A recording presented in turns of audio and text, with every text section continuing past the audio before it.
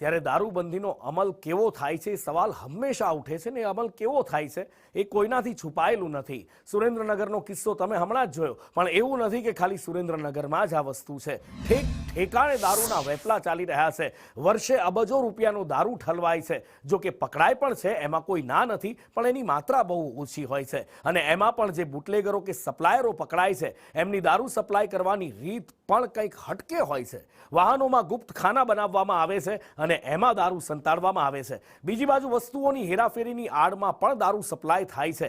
પણ કોઈ વિચારી શકે કે કારના તળિયામાં ખાનું બનાવવામાં આવ્યું હોય અને ચોરખાનામાં દારૂની હેરાફેરી થતી હોય? રાજકોટમાં એક બુટલેગરે આવું કરી દેખાડ્યું છે। જો કે એમાં એને સફળતા નથી મળી। એણે ઘરમાં પણ પાણીની ટાંકીમાં પણ દારૂનું ગોડાઉન બનાવ્યું હતું, પણ પોલીસે એને ઝડપી પાડ્યો છે।